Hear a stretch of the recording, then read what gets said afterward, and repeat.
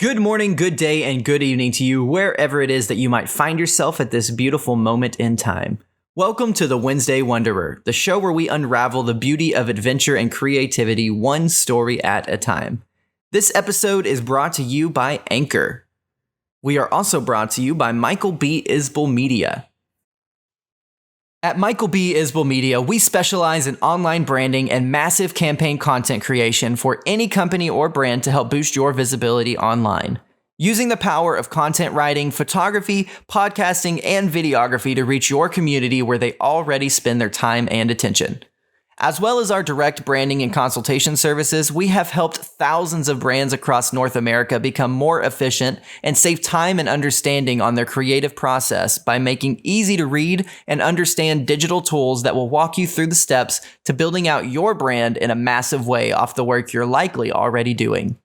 Shop MichaelBIsbell features a broad variety of merch that you can pick up to show your support for any of the shows under MBIM's network, such as The Wednesday Wanderer, M&M's for Breakfast, or any of my own content with creative designs constantly being added in for purchase.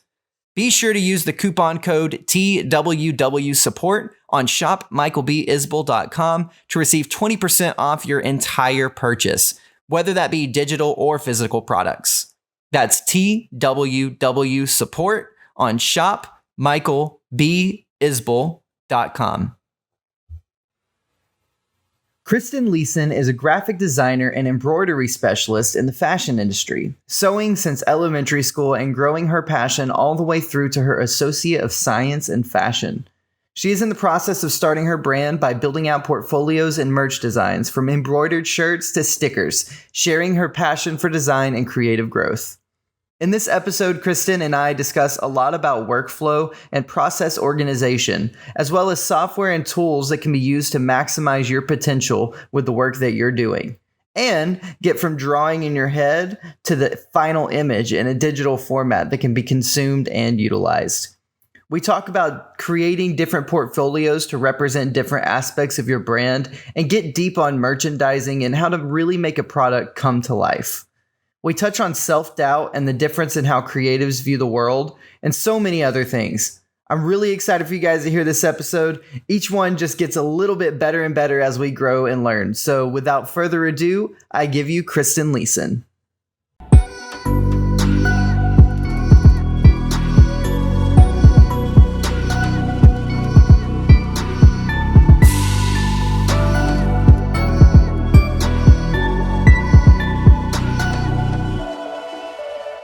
And we are on. Hello, Kristin. How's it going? Pretty good. How about yourself? It is going great. Today is technically it's like 6 weeks after this, so you've already seen a bunch of these by the time you're watching this episode, but today is the very first release of the Wednesday Wanderer. So exciting. That sounds very exciting. Yeah, so Kristin is a graphic designer, right? You are doing KL designs and have all this cool stuff going on. I was looking at all your profiles and everything like that. So tell me a little bit about what it is you got going on. Well, I work in a small uniform store, so I do the embroidery in the back. So I run a bunch of very large embroidery machines. So I embroider different logos, different graphics, different things onto different garments. And then on the side, I try to work on designing for fashion. So I do some graphics, some designs for my portfolio and things like that. That's awesome. Yeah. How'd you get into that? Ooh, that's a good question. Well, I have been sewing for a very long time. I learned how to sew when I was in elementary school. And so from there, I've just kind of grown more and more into the, I've been more and more intrigued by fashion and creating clothes.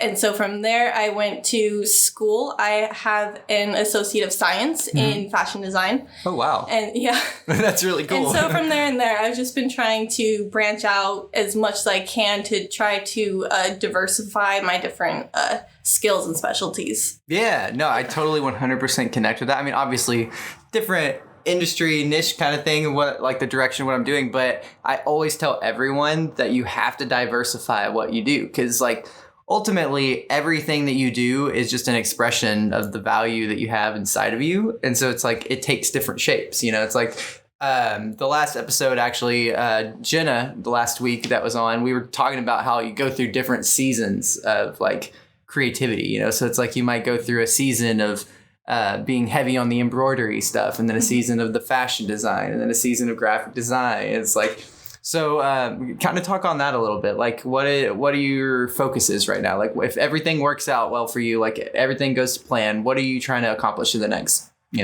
year, 2 years, 3 years? I'm not entirely sure that's the thing. There are so many different genres and subgenres within those, within the field. So I could go any direction. So I'm trying to keep it open. Right now, I am just trying to focus on getting my experience up so I can find something better than entry level when I'm ready for it. And then I'm trying to really focus on some of my portfolio work on the side. So I have 2 things going on right now. I have an Etsy shop and I have a Redbubble shop. And I'm just trying to, even if I don't, make a whole lot of money off of it, I'm really just trying to get my designs out there and try to get my name out there. And where can people find those? It should be Miss Chris 95 at redbubble.com/MissChris95. And then on Etsy, it's etsy.com/Kill Designs, KIL Designs. Oh, so it's okay. So is that like the name of it? It's Kill Design, or is it KL Designs? So. I pronounce it Kill Designs. It's made up of all 3 of my initials. Oh, okay. That's interesting. Like, I didn't catch that, to be honest with you. Like, whenever I saw the Instagram profile and like all that, I thought it was just like, I work with businesses all the time, so I'm just used to it being like KL Designs, like, get it short, sweet in there, That's good. That's something I've been kind of worried about is people see kill, even though it's not another letter. People, if I tell them my initials spell kill, they're like, whoa, wait a second. Yeah. But no, it's Kill Designs. I don't know. You could probably make that work for you, though, because you could make it like, killing the game, like. Oh, that's a good Killer one. Designs, like. I don't know. You could probably make a bunch. I can't think of it right on the spot, but you could totally make like so many like interesting little innuendos with that. Yeah, no, so many people, even my family, they're always like, you should use that. It could be a little niche. So I'm experimenting with it right now. That's why I've got like 2 different names for my shops, because I made my Redbubble like I want to say a year and a half ago, and I just recently made my Etsy shop. Oh, wow. Yeah. What do you just use Etsy like itself, or do you use something like a Shopify backend, or? Just Etsy itself. They do have their own app for sellers, Etsy Seller. I've just been using more of their web store rather than the app, just because it's easier for me. It's not too big of a shop right now because I'm really trying to focus on getting it all organized. But I do have a few items in there. Nice. Yeah. That's really cool. Now, I have mad respect for that, like the whole embroidery thing too. Like that, I can't imagine like doing that. Honestly, like what does that entail of? Like, how do you do that?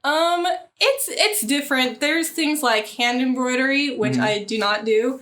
I've tried once or twice. It didn't really work out for me, but I work with these giant industrial machines. So I have one machine at work, which is the smaller machine, but both machines are taller than me. But there's one machine with what we call one head, so we can do one garment at a time. And then we have another machine that's 4 different heads, so we can do 4 garments at a time. And it really consists more of me finding the correct placement for the design, and then using a hoop with another ring around it, and you hoop the garment for the machine, and you just find how you place it right. And interesting. Yeah. So I know you said that you're trying to like break into the fashion world. You're doing, trying to get the graphic designs, get your stuff out there and everything. Have you started making any content around that, or are you just kind of like building your basis around that and everything? I'm still building my basis. I do have my portfolio that I've had since I've graduated. It's behance.net/K-Leeson. Okay. So it has different mini lines of clothes that I've designed, and then with my Etsy shop, I'm focusing more on stickers, and I'm really excited about it. I'm working on paper dolls. Oh, okay. So I don't know. I saw a YouTube video of someone who was making stickers and how she made them. And I thought, oh, that'd be interesting. Something to really just get my creative juices flowing. And then I thought paper dolls would be really cool because I could have my croquis, which is another term for the drawn model that you have. And then I could create my line of clothes that would go with it that you could change out, put on the doll. And then I could take those designs and put them on different bodies, different poses, and put that into my portfolio. So I would basically have like two different versions of the same line of clothing to kind of add a little extra, I don't know, kick to it. Yeah. Nah, dude, that's super chill. Like super cool. I'm seeing it in my head. I'm like, oh, dude, that's dope. Like, I know I looked at your pages earlier before getting you on. I was looking at all the stickers and stuff. And now that I'm hearing this, it like makes so much more sense. Yeah. Because like just by looking at it, I was a little bit confused. I was like, wait, graphic design, we're like, these are stickers? Is that what this is? Like, I'm confused. I was like trying to figure out what it was, but that totally makes a lot of sense. Yeah, I was just sitting there. I was like, okay, I have a few ideas for stickers. And then once I got the dolls ideas in my head, I was like, okay, I'll get these other stickers up first. And then I'm really going to focus on the dolls. So I have one up now, but I'm trying to get at least one uploaded a month. Oh, nice. Yeah, because it takes a lot of work to get those done. It takes a lot of hours. How long, like, what's the process? Like, what's your workflow for getting that done? Well, I do some rough sketches, and then afterwards I go into either Photoshop or more recently I've been using Procreate. Okay. And I go in and I draw them digitally, and then I have to render and add textures and all kinds of different stuff. So you draw them like on paper first? Yes, until recently I've been trying to stick with just digital because it's just easier to have my pre-made models to draw on. But yeah, usually I draw it by hand on paper first, and then I take a picture, and then I have to go in and redo it all digitally. Yeah, you know, honestly though, the technology that's coming out, do you follow Timmy Ham, I Am Sloth? I do not. No, you should check it out. He makes a lot of video content around his art, so it's like he's making like big art pieces, you know, like he goes out into the desert a lot and he'll just paint, you know, do spray paint stuff and like all that kind of thing. But he uses this tablet, and he was talking a lot about it. He was on the Sarah Dietschy podcast recently, The Creative Exchange. And basically he was talking about how he like uses this tablet, and it's the same thing as paper. Like it feels the same. Like, I don't remember which one it was, but he was saying that literally it's like you're drawing on paper. And that might be a really helpful thing, because I feel like you're kind of like double doing the work, you know, like you draw it on paper and then you have to redraw it digitally. But if you had a digital tablet or something that's like paper that you could draw on it, and it's not going to take away the genuality of that experience for you, like that could be really helpful for your process, you know? I've actually seen something like that. I don't remember what it was called, but yeah, basically it was a tablet, and you have the paper that you add onto it. So it's an actual physical piece of paper, and the pen records every stroke you do digitally, and it transfers to, I don't know what kind of file format, but it transfers to a digital file as well. And I thought that was really cool. I've been looking into those. Yeah, I think it's an Adobe tablet, honestly. Because I'm pretty sure it's synced up with the Adobe Suite.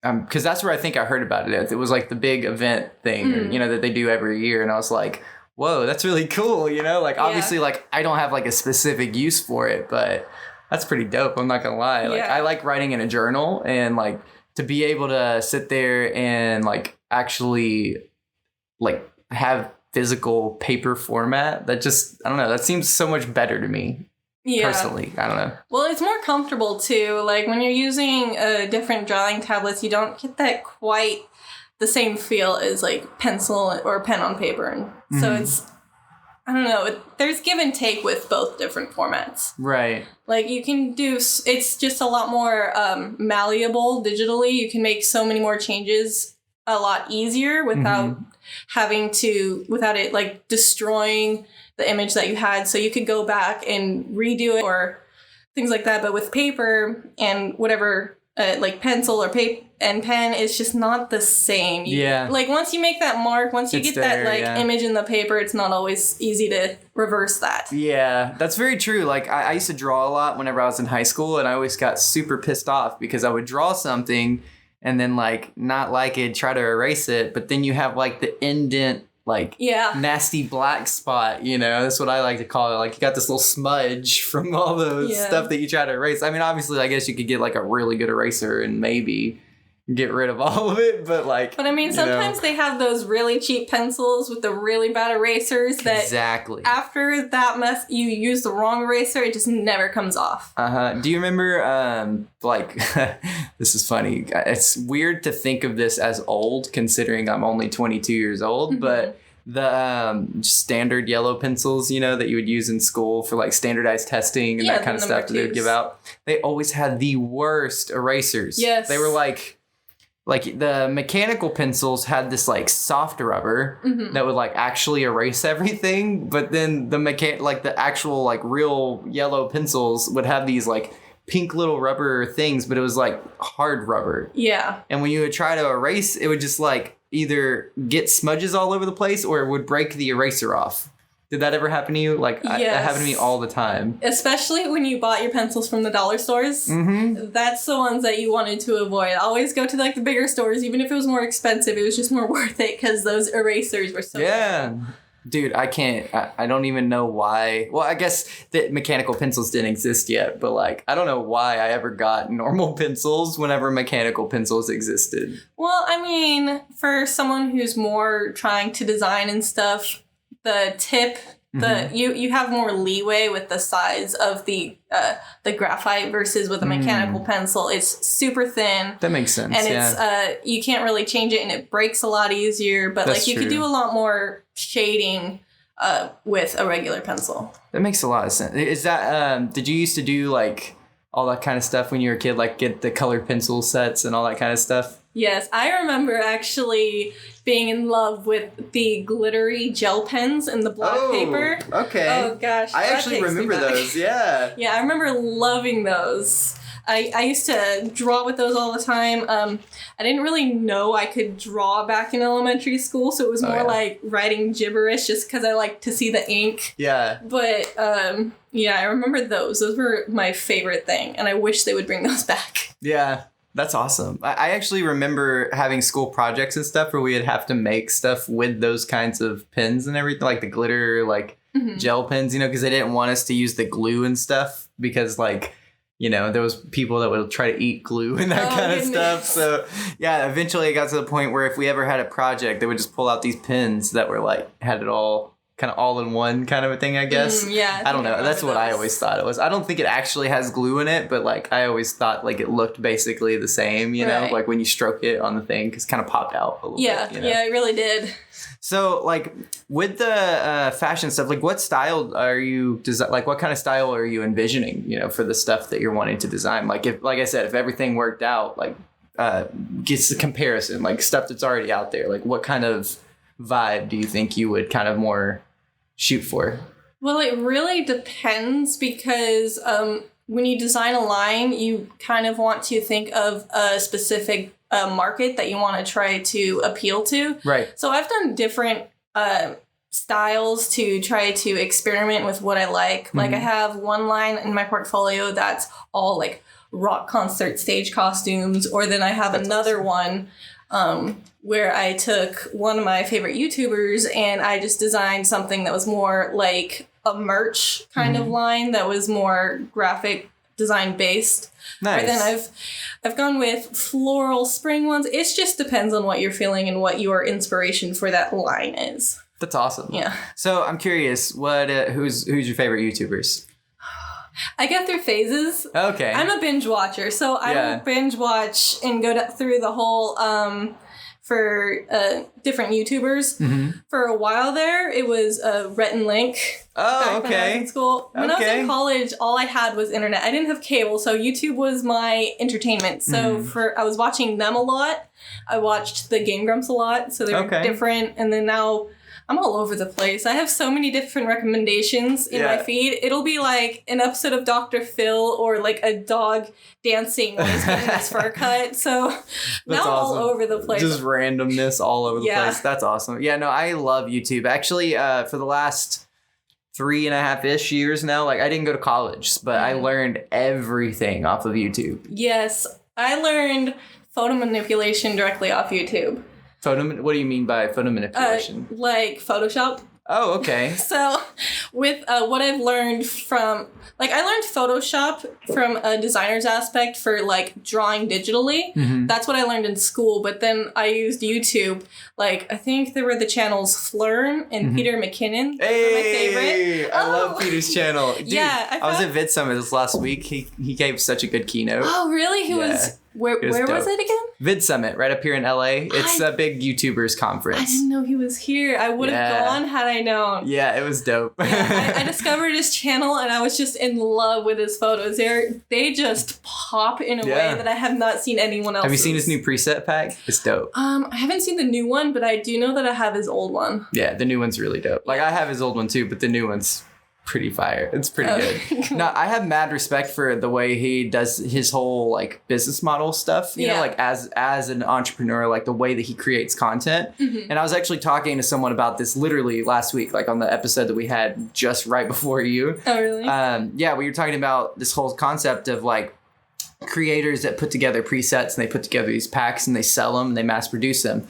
But with Peter McKinnon, one of the things that I have mad respect for is that he actually teaches you how to do it yourself. Yes. So like, instead of just being like, I know how to do this better than you, so buy this from me so that I can profit off of you. Yeah. It's like, hey, if you want to save some time, here's this awesome thing that I made. But you know what? If you don't want to save time, you want to do it yourself, here you go. All these videos, go ahead, watch it, figure it out. Boom, you got it, dude. Either way, let's start creating. Let's get it going. Yeah, I love that. He'll like take the same preset too and do it from different angles. And I feel like it's just more about the art and learning your craft than it is about him making money, which is why I really like him. Absolutely, yeah. Well, see, like exactly like what you just said.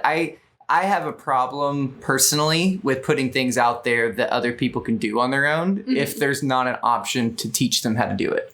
Right. So it's like, that's why I have mad respect for him and I love his presets because he's got all these resources, like I said, where like if you don't have $30 to spend, but you have like 5 hours where you can watch his YouTube videos, you can learn how to color grade. Yeah. You know, you can figure it out and make your own presets and like get out there and make it happen. Yeah. I have mad respect for that because I don't know. I just have this weird instinct. It just makes me feel weird, you know? Like when I think of long term, I think of legacy. It's like, sure, I could put out some stuff. Like I have a really cool tool that I made that allows people to post twice a day, every day on Instagram, Facebook, Twitter, Pinterest, LinkedIn, whatever, like every platform basically. So you can literally have like a Gary Vaynerchuk content strategy online, but like anybody can do it. And sure, like I could charge for that, but like I just give it out for free. And like, you know, and then I tell people how to do it. And what I would really like, any app developers out there that are watching this, please, come on, like give me this, please. Or if someone maybe if you might know a website that this already exists or something, because I know you're doing like the Etsy thing. So maybe you know a website like this. But what I want to do is put digital products up, but not have like a price, have like, okay, here's the product. And if you want to pay like a donation, like you feel like you're, you know, you want to pay for it, you could pay some money for it, you know, like I would so much, that makes me feel better. That makes me feel, and obviously you don't make as much from that financially, but I think you build more loyalty and you build more value for the people that you're trying to empower, which for me, like, I mean, I make my money from my day job. Like I figured it out with a social media agency where like it's running. I've got a team that runs it. Like I'm stepping away as a 1099 now so that I just manage the strategy, you know, like the core of what it is that they do and communicating that to them. And I'm doing the marketing campaign for my company. So making videos for them, doing the daily content, managing the message and the comments and, you know, all that good jazz and stuff. But I don't have to physically show up and like do the production for our clients anymore. So it's like, I don't know. I feel weird having like, since I've already figured out like the baseline of what I need to be happy, I feel weird asking people for money on things. Like I would feel a lot more comfortable if I could put something out and say, hey, here's this thing, you know, it's free, but you can donate if you want to donate $5, you want to donate $10, $30, whatever. Like if you're like making thousands of dollars and you see this tool and you're like, oh, wow, that's totally worth this thing. I want to throw this at you and support what you're doing. Like you know, that would be cool, but I don't know. I don't think that exists. I have seen that with fonts. What is that? Fonts, like different letter styles on your computer. you could go to, I can't remember the name of the site. I think it's the font, I think, with a DA. And you can choose to look at ones that you have to pay to download and use for commercial use, or there are ones where they could say, here, you can use it for free. You can put it on products that you want to sell. And if you want to donate to me, you can. But I don't think I've seen that on anything else other than that. Yeah, like I even tried to look into how I can incorporate that in my own website, because I actually have like a really in-depth, big, like fully built out website that I spent like a year and a half on. Literally, like I built it and then I tore it down and then I built it and then I tore it down and then I built it and then I was like, all right, this is good. I like it. It's finally where I want it, because I've been a web designer since I was like 13. So like I'm really picky, when it comes to websites. And I also just kind of have this weird, like, I don't know what other word to use, but like, I guess desire to just be the creator that has an awesome website. Right. Because people try, but I mean, this is a little savage, but to be honest, like just being honest 100%, like most creators' websites suck. Well, like, I feel really like bad. A lot of them, unless they're a web designer or they pay someone to do it custom, they go through like the preset kind of websites that do all the work for them. So I feel like that might be part of the problem. Yeah, but like all my life, like you look at your favorite musicians and that's where I really started, because I started everything with music. And so it was like more so from the guise of like looking at bigger musicians, like I haven't looked at their websites now, so maybe they've updated them or paid somebody to do them at this point. But I remember like Sleeping with Sirens, Logic, Post Malone, like all the people that I listened to, like all these musicians, I would look at their website and I'm like, it's just a bunch of random stuff just thrown all over the place. Like, where's the design in this? Like, what's up, man? Yeah, no, even like the much older bands' sites suck. I remember looking at Metallica's website. Yeah. And even that one's they're just all hard to navigate, because I don't feel like a lot of work is put into the website. They're not too worried about that image. Their online image, it's more like selling their tickets and live shows. That's where they're focused on that, and like their albums. But their websites, even like the smaller bands from the bigger bands, they all are just really hard to navigate, or they don't have a lot of information. Exactly. Yeah. Like, I don't get it, because, I guess I kind of get it. Like you prioritize where your time is and everything. But for me personally, like my perspective is everything that I put out there, every piece of content, every video I make, website I make, like it doesn't matter. I'm always thinking about the fact that every one of those views is an actual person. Yeah. And it just feels super disingenuous to make like half-heartedly make something just to have something. Right. And then you have this website that like, everybody knows is like, Yeah.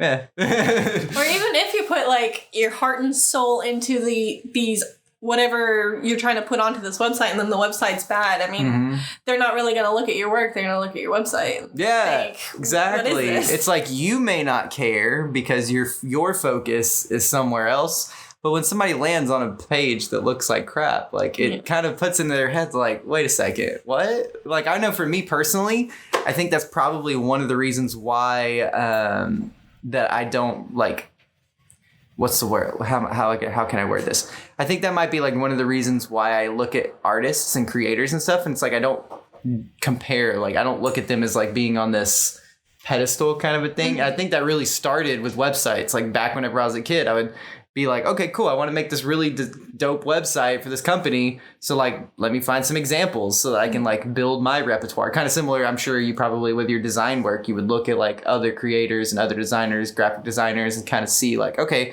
this is what people are doing. Here's my idea. So like, let me kind of try to make it work, make it look good, see what's popping, like see what's good. Yeah, no, that's basically the entire fashion industry. Yeah. So the way it's structured is kind of interesting. Like, have you ever seen any kind of runway show and you're like, what is that? I haven't. That's why I was really excited about having you on, honestly, because I know nothing about the fashion world.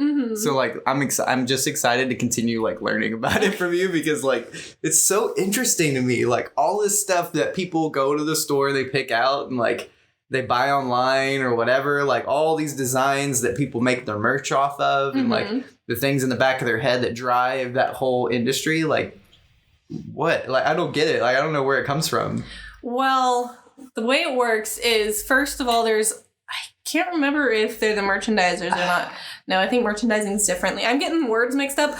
But basically, it'll start off with whoever's designing something. They'll look at trend predictions for the following season that they want to do it for. So they will look. So people will go out on the street or in different stores and they'll look at what's trending now and they'll make predictions on what's going to be popular in the future. So then they'll work off that. So like say someone on the runway might take that, like one of the big huge designers like Gucci or Fendi or trying to think, Chanel, all these different companies, they'll have the designer will do their runway show, and then from there it's not really like they're making stuff for the average person to wear. Right. It's more of like an art concept, and then then people from the industry who sell to consumers, like the bigger companies, like I don't know, for example, Forever 21 or all of these stores, they will take little bits and pieces here. Like they'll say, these super giant buttons, those are going to be popular, so we're going to add that to our line. And then from there, it's like individual artists or sellers, entrepreneurs will take their inspiration from what's in the stores. Right. Yeah. See, it just blows my mind. Like, I worked in retail for years, and it still just makes no sense to me. Like, all this stuff would just come in, and like sometimes we'd be like, whoa, this is so cool. How'd they come up with this? And then other times it'd be like, whoa, what is this? Like people would buy it like hotcakes. It's so weird. Like it goes over my head, I think. I don't know. Like it depends on the type of shopper you are too. For example, because I'm into fashion design, people will expect me to spend hundreds of dollars on like fancy clothes. But no, I'll just go with what's simple and comfortable and what I like. But what they do, I've never worked at that side of retail. I've done like the customer service side of retail, which is not very fun. But I mean, I had to deal with customers, but I was the manager for Journey's shoe store. Oh, really? So every time someone had a problem, yeah, that's my problem. So you like that. But for when it comes to actually the products that they make, they'll either have from what I understand, there's two different things that they'll do. They'll do licensing. So what they'll do is they'll have their own in-house designer, and they will just get, they'll pay for a license for someone famous or whatever, like, say, Adam Levine. I think he has a line at a big store that I know. Or Ariana Grande. They'll get a license basically to just use their name to put on the product. So it's not like these famous people are designing it. It's just their name is stamped onto it. Interesting. Yeah. What? Yeah. Oh my God. Like, my brain is like imploding right now. I think the biggest one that's usually licensed is Hello Kitty. They just pay to have the brand or the face, and then their in-house designer will design the clothes for them. Or if sometimes they will have someone who comes in and will work with them to design the clothes, but usually that's how it works. Or they also they have basically, you get paid to shop. That's the job. You go look at different stores or different factories, and you decide on what you want to buy for your store to stock it. So it's like those are kind of how it works. Oh my God. Like my brain is just like melting right now because like so many times you see like these celebrities attached to the thing, you know, and it's like you just assume like, oh, okay. Well, they made it. sometimes that's how it works. Like if they really want to work on designing their own clothes, like I don't know, I think Zendaya, she had a big old personal thing. Like she was a very big part of like her line of clothes that she did. But for other big brand stores like at Walmart or Kmart or those big stores, it's just a licensing fee that they pay.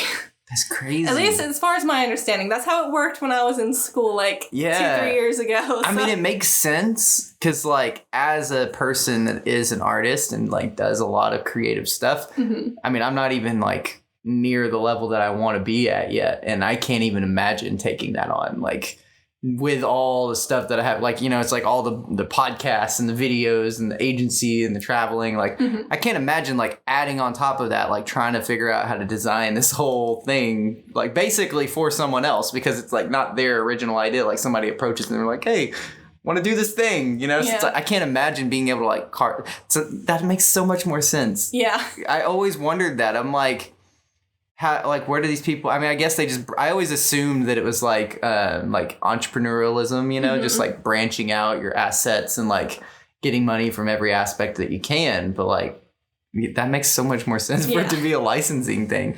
Speaking of Ariana Grande, what do you think of the whole breakup thing, like between her and Pete? I think it's really sad because I actually love that dude. He's so funny. Well, I kind of saw some of the controversy about how people were upset about the joke that he made, but I haven't really read too much into them breaking up.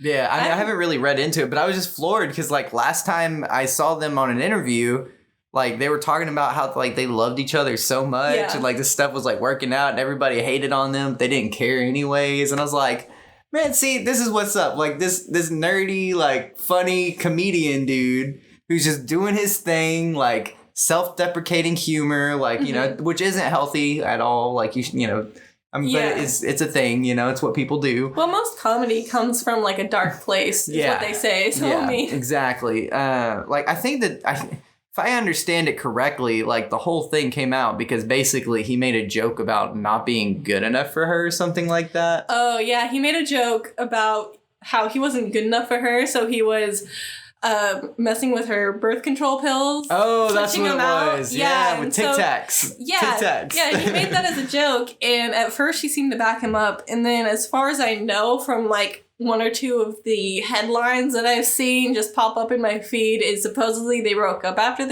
because of the controversy. That seems dumb. That doesn't make any, like, okay, if Mary Alita left me because I made a joke, like, I don't even know how I would react to that as a dude. Like, that's ridiculous, especially when he's a comedian. Like, that's what he does. Like, what do you expect, man? Like, you're in his life. You're going to become part of his jokes. Like, what did you expect? You know? It could also be something more along the lines of, I can't speak for him, so I don't know, but it could be more like, they had some underlying issues, and then it could have been exacerbated by him being in the spotlight with the controversy. Maybe it was too much to handle, the stress and the pressure and all of the eyes on them.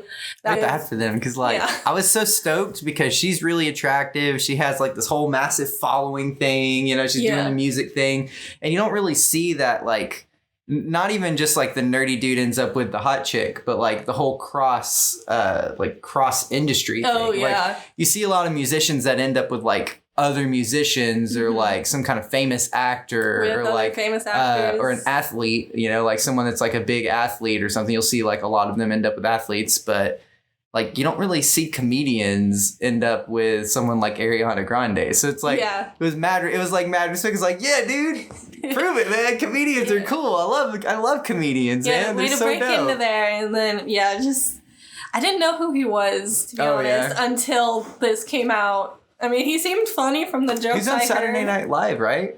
I don't know. I don't really watch Saturday Night. Okay. Yeah, I don't watch, like, anything live like that. Like, I don't actually have TV. I just watch, like, Netflix and YouTube and that kind of stuff. You know, like you were saying earlier. Like, I've cut the cord. I do all streaming. I mean, technically, I had cable. I think I still technically have an account, like, with one of my family members or something like that, where if I wanted to, I could, like, log in and watch DirecTV or something like that.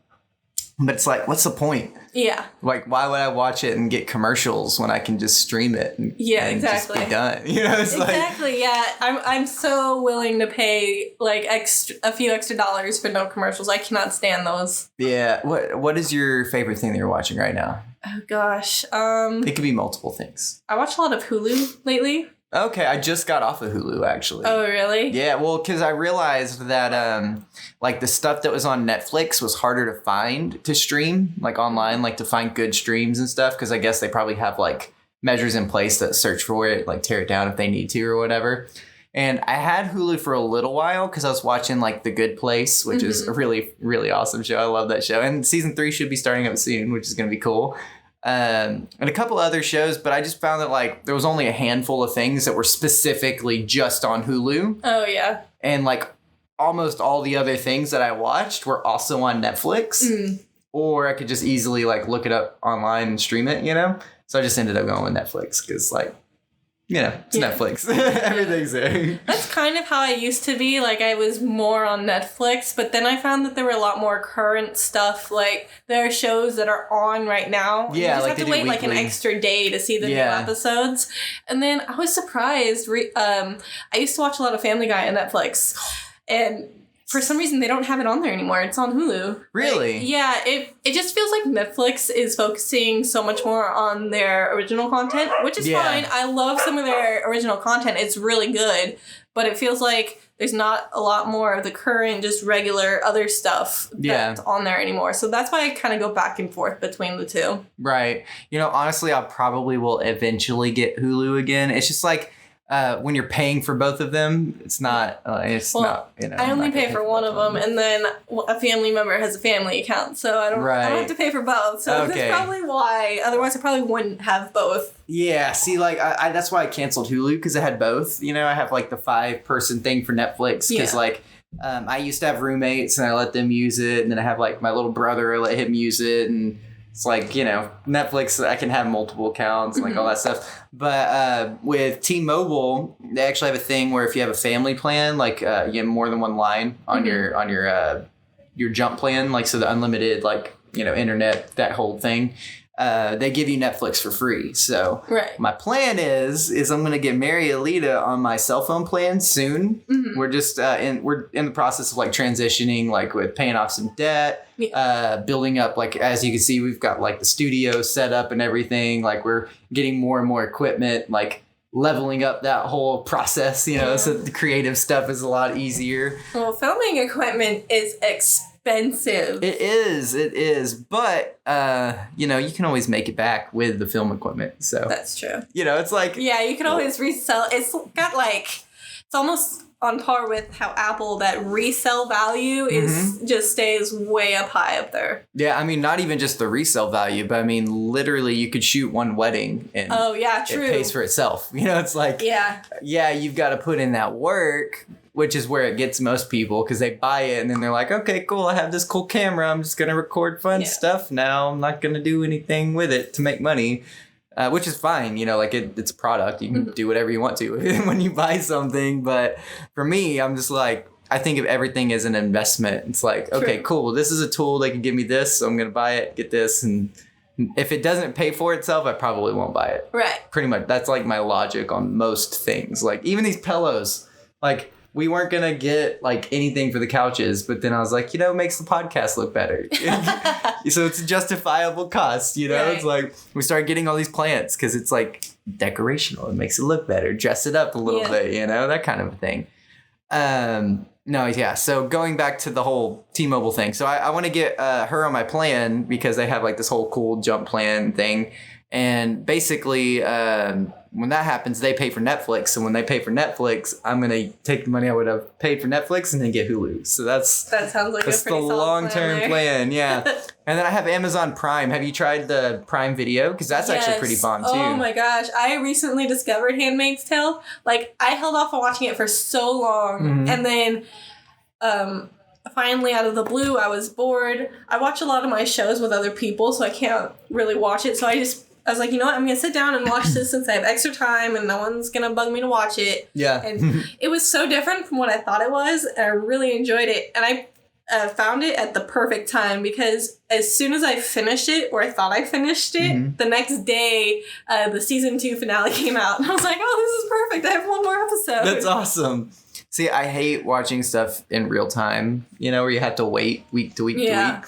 Like, actually, whenever you walked in, I don't know if you noticed, but I was watching Gotham. Oh. So that show, oh my gosh, it's so good. Especially for a superhero nerd like me. Like, as you can see, I mean, you guys can't see on the camera, but I got this nice little Avengers poster up there. So that's pretty dope. I need to get some DC stuff up there too. Like, because I'm definitely not just in the Marvel camp. So I need to represent, get it all out there. But we're slowly but surely building our repertoire, decoration and stuff. Like I said, we just got... we had roommates for a while, like pretty much the whole time we've lived here. Mm-hmm. But a few months ago, they finally moved out, went on their own, got on their own. And basically, Mary Alita and I had a conversation, realized like, okay, cool. Well, we're at the place financially. We're like, we don't need roommates anymore. So guess what? We're not going to do that anymore. Sounds fantastic. Oh, yeah, it is. It is. The only reason why we haven't really like fully decorated and like gone out and like gotten all the works and that kind of stuff is one, like obviously that costs money. Like that stuff's more expensive than you think. Like one good poster that's got like the nice wooden frame and all that can be like over $100.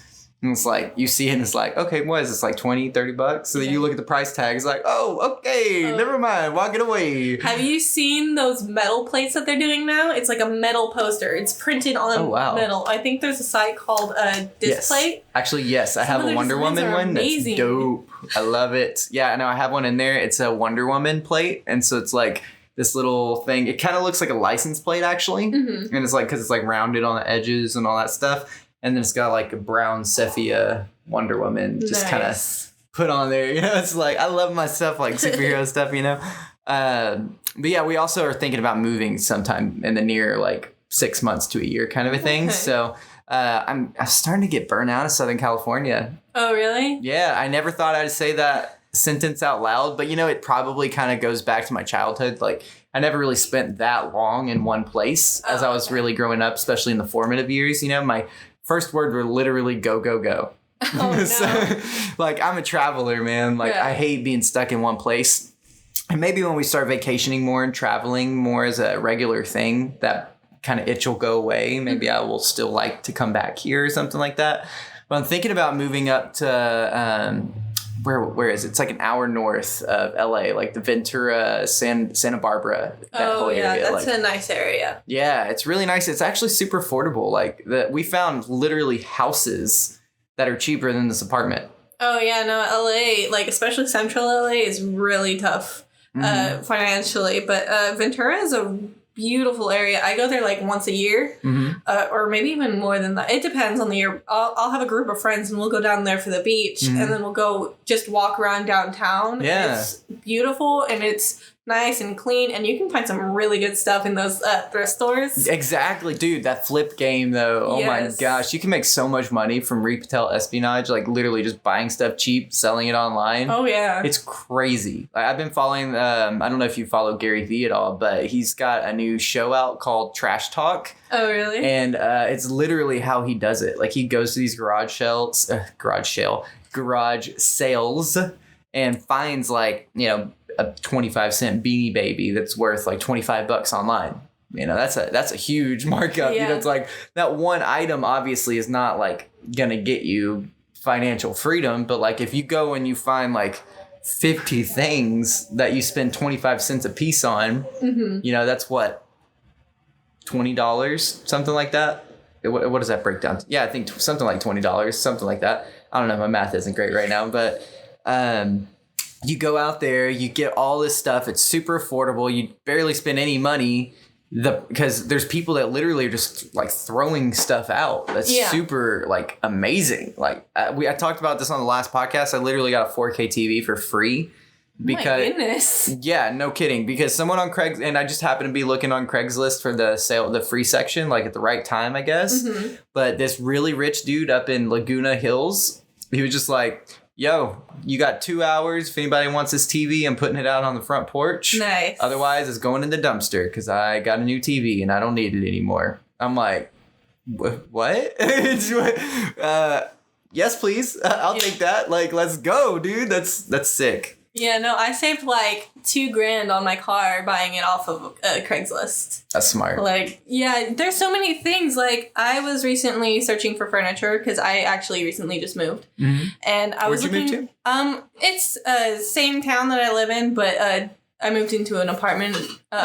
With my boyfriend and a roommate. Nice. Well, congrats. Yeah, that's awesome. You. It's a big step up for sure. Like, whenever Mary Alita and I moved in together, I know that was like a big step for our relationship. So, yeah, no, it's good stuff. It's a lot of it's different. Yeah.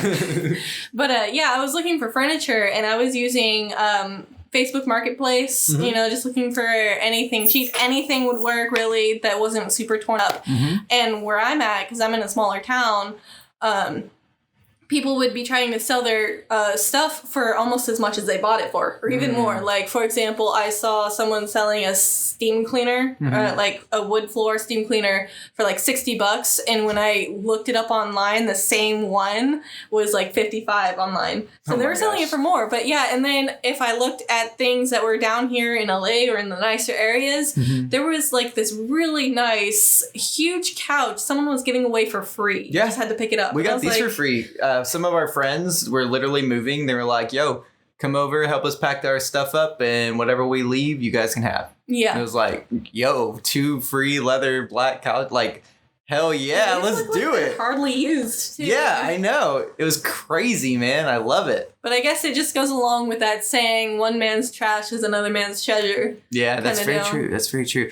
I don't get it, man. Like, why would someone just like throw their stuff out like that? Like, it's amazing, but like, well, I mean, it blows my brain. You just need to make room, I guess, for more stuff. Yeah, but like I mean, okay, just to put it into perspective, everyone has a cell phone pretty much at this point. Yes. And like modern cell phones are around 10 times more powerful than the computer that Nixon ran the entire planet, or the entire free world on. Yeah. In the 60s, like the entire free world and his interactions with the other countries, the whole planet, literally 10 times better than that. Yeah. So it's so easy to just pull out your phone, take a picture, boop, boop. All right, come and get it. Give me some money. Like, I don't know. I guess it's just a time thing. Like, for some people, it's just not worth the time. Yeah, that's true. Some people just don't want to deal with other people, too. They're just like, I just want it out of my life. Yeah. That's it. I hear if you're looking for a car and you go on, say, Craigslist, type in divorce. Oh. They will sell their significant other's stuff for way cheaper and give them the money for their stuff that they sold. So if you want a good deal. Okay, first off, I feel bad for you if I take advantage of this. Yeah, so true. I'm sorry in advance, but I am totally going to do that because that is a genius idea. I never thought about that. Like somebody that just got the good deal, so they like got the house and all the stuff in it, and they're like, I don't want this shit. Just sell, man. Like, ooh, that's a good idea. I didn't even think of that. I actually don't have a car though. I did the math and I realized that literally to just have a car sitting out there in the parking lot was costing me like $800 a month. Oh, geez. Yeah, because if you break it down, and most of the time it'd be about half that for most people because they buy, if you buy your car and you don't have the monthly payments, but I had $400 monthly payments because the age, like where I grew up at there in the South, and just like the whole mentality that people have is that like debt isn't a bad thing, which is not, it's not true. But basically like the whole idea of having this huge like car payment was like normal basically. So it's $400 a month for the car. Then you have like $150 to $200 for the insurance every single month. And then you have, if you break it down, like the repairs, the tire changes, the oil changes, tire alignments, whatever else, like emergencies that happen to your car. That's about $50 to $100 a month. Then you have gas. And if you're like me and you're a photographer, videographer, and creating and collaborating all the time and going to events and stuff all the time, that gets expensive. So that's like $100 to $200 a month. So once you add all that stuff up, you're spending like $800 every single month, literally just to go around. And with Uber, I can literally go everywhere that I go for like $200 to $300. Oh, wow. That's a huge difference. And I don't even use Uber. I have a boosted board. So I literally just take my electric skateboard and I just roll out. It's so nice. Fun. I've seen those. I thought that was cool, but I do not have the balance for something like that. Let's see, I've been skating my whole life. Like whenever I was in high school, I used to skate around to pretty much get everywhere. Like I would go, it was called Riverside there in Tulsa, Oklahoma.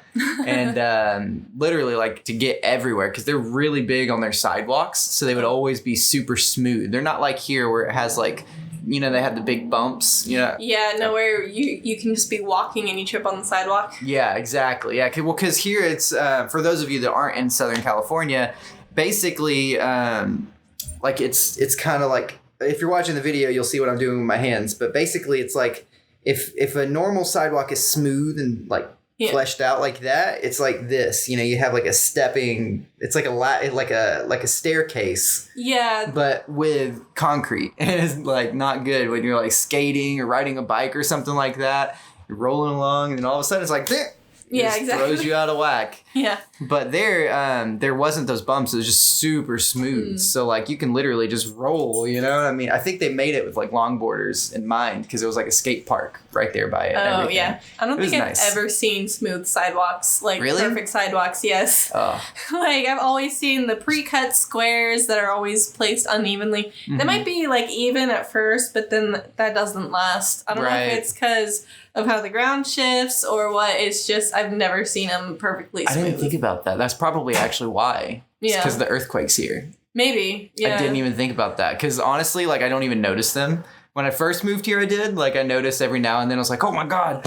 The room is shaking. What's going on? Oh, my God. Help me.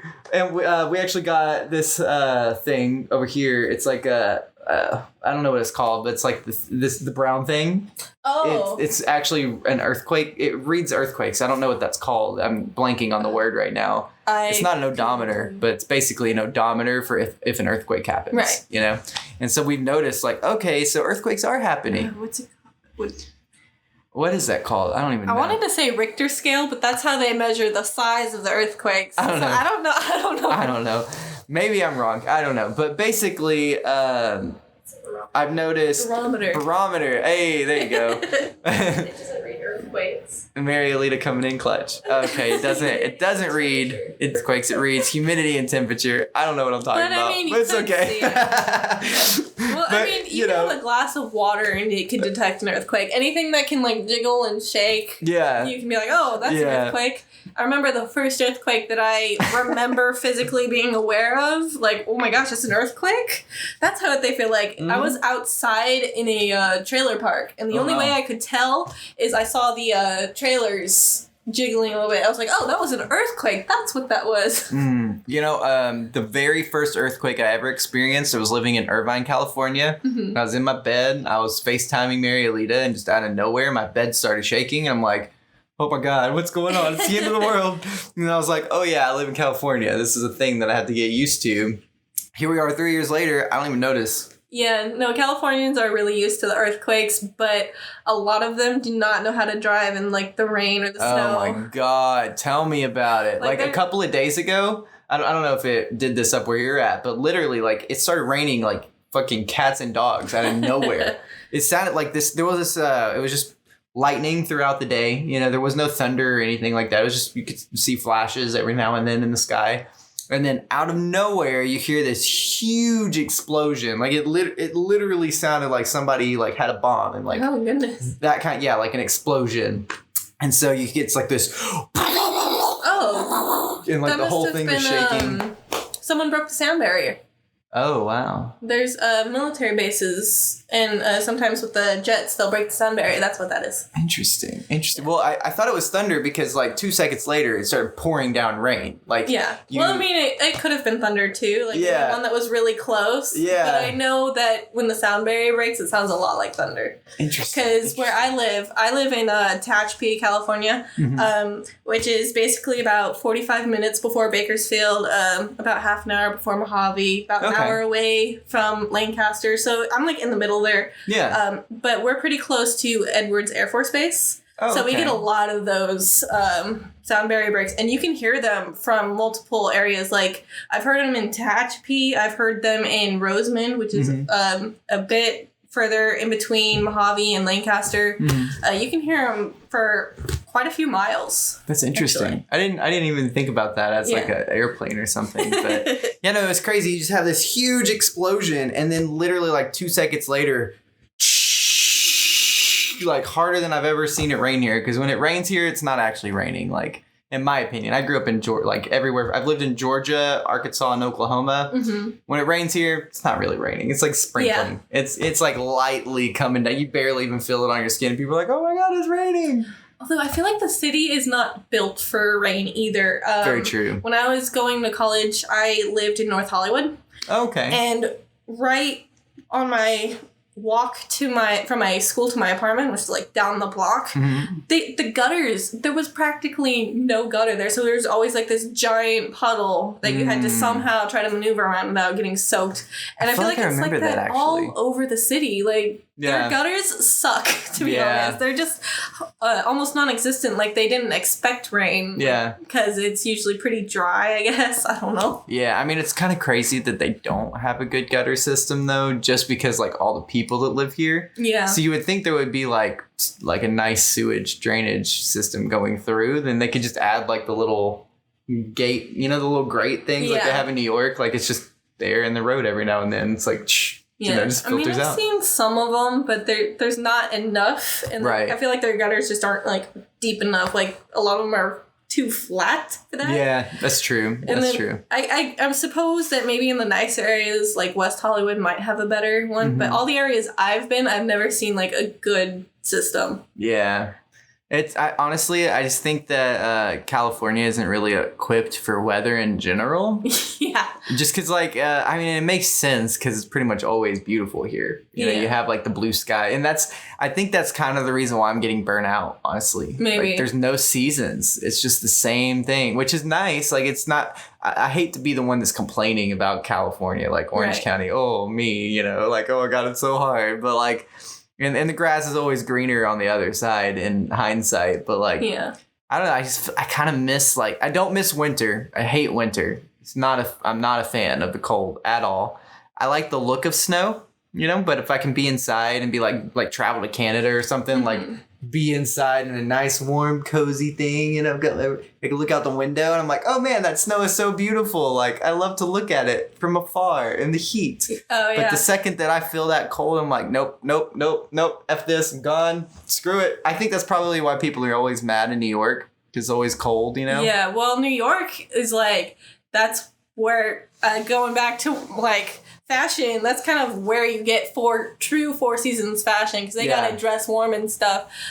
You kind of can get some sort of like inkling of seasons out here in California, depending on where you go. Like Tahoe can be pretty nice. And where I'm at, we actually do get snow sometimes. Yeah. It's not quite as much because of the drought lately, but we have had like white Christmases. We used to get a lot more snow because we're up in the mountains. That makes a lot of sense. And that's how they get the most of the water here, right? Like the snow up in the high mountains. I'm not sure about how that works here. I do know that because we power a lot of LA with our wind energy because we've got a lot of windmills, and so because we naturally get a lot of wind up there in the higher mountains, so the windmills generate all that energy because we've got, I don't know, thousands of them. Yeah. And so we generate like a lot of the electricity here in California. Dude, that's crazy. I had no idea that's where the electricity, like, the more you know. Yeah, no, we were actually a question on Jeopardy recently. I didn't know. It was like, oh, yeah, this town in California is considered like the grandfather of wind energy or something like that. That's awesome. Yeah. Nobody knew how to pronounce the name, which is funny. But it was interesting because we're really not that well known because it is a smaller population. It's more of like we consider it more of a retirement community. So that makes sense. Kind of like Arizona, you know, it's got like that vibe to it. Yeah. Okay. That's really cool. And what you were saying about seasons, that's actually why we were thinking like the Santa Barbara area. Yeah. Because it's close enough to the sequoia forest that's like, you kind of get the leaves changing and you get that whole experience. It's not like all palm trees or evergreens and that kind of thing. Like, you've actually got these nice, big, huge trees. And that was actually my very favorite vacation I ever took when I was a kid too. I got to go to where was it? I think it was actually just Sequoia National Park or something like that. The redwoods and all that. Yeah. But the huge trees, like, oh my gosh, man, those are so beautiful. Yeah, no, it's actually really nice out there. I haven't actually been there very much. Okay. But I remember taking a camping trip up there, and it's just insane how tall those trees are. And how wide they are. Like, it blows my mind to think about these trees are millions of years old. Yeah. Like, and they're alive. That's what's crazy to me. Like, I actually think about that fact of like there's all these trees. Yeah, sure, that's cool. Like, they're big things of wood sticking out of the ground. But when you think about how long they've been there, like, I mean, that's crazy. You know, like, I'm pretty sure these trees existed on the planet, like, at the same time-ish, like, just after Jurassic prehistoric era. I'm pretty sure, if I remember correctly. I feel like I remember them saying, like, there was one of the trees there that they were, like, making a big deal about it. They were like, yeah, this tree, I mean, even though there wasn't a lot of dinosaurs in the area, like, this was probably on the planet at the same time as dinosaurs. Yeah, no, it's very, very possible. And I'm like, whoa, so you're telling me there is a living thing that is still alive, that was alive at the time when there's things that don't exist anymore? That's so cool. God, like, can you, and they're doing a lot of science research right now to be able to communicate with plants, actually. Oh, yeah. Can you imagine, like, what we could learn if we found a way to actually, like, extract information and like communicate with a tree. Yeah, that would actually be pretty cool. That actually reminds me of something I learned back in, I don't know, high school maybe. They were talking about how there was this experiment where this guy, there were 2 plants in the room, and they had one guy come in and like yell and scream and beat the plants. Yeah. And then he left the room, and then they had a bunch of random people come in, and then when the guy that beat the plant walked in, the other plant started visibly shaking. And I thought that was so interesting. Yeah.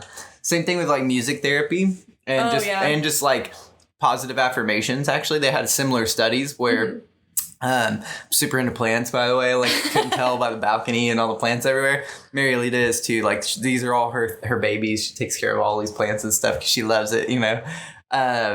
But they were doing scientific research about like if you literally are like positively affirming them, like like speaking like, oh yeah, looking good today, have some water, like, you know, like this nice positive energy, like not even talking to the plant specifically, but like just having positive interaction, positive vibes around the plants. They found that they actually grew like significantly stronger. I want to say it was like 70% stronger, like as far as the thickness of the roots, how far they grow down, how big they get, like in the end.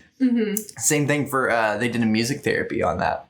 Like they would play like really hateful, like dark music that was like bad and like scream. Not bad. That's not the right term because like, no music is technically like bad. But yeah, but it was like you know what I mean? Positivity. Exactly. Yeah, it's like the message and like the whole. It sounded like someone was screaming. So like the screaming dude was just like that's kind of like you know loud, aggressive. Like that's a better word, aggressive. We'll go with that one. And then they did the like classical, peaceful, soft music, and the ones that they did the soft, like played that soft classical music for significantly stronger, which is crazy to me that like plants can interact with those sounds. It makes me wonder what the long-term effects of all the sounds that are on the planet right now are for the wildlife, like for not just for like plants and stuff like that, but for even the animals. Yeah. Because, you know, I don't think a lot of people realize, because obviously we're human beings, so we have this perception filter in our brains that literally, like, if it's too much overload, our brain will literally just ignore it. Yeah. And it won't, like, register that it's happening, but it can still have a physical toll on you.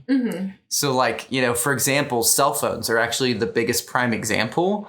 Like, if you could actually stop and listen to all the little beeps and noises and all that stuff that your brain just tunes out, but if you heard it, like, you would go crazy. Oh, yeah, that's true. Because it's just, like, all these different, like, little beeps and dings and ringtones and clicking on the computers and the sound of your engine, the sound of people talking, like, all this stuff. You know, it's the wind. The wind makes sound, like, when it hits, like, the mountains and it goes through and it, like, whistles and that kind of stuff. There's so much sound that goes on. I think it kind of overloads a little bit, you know, like...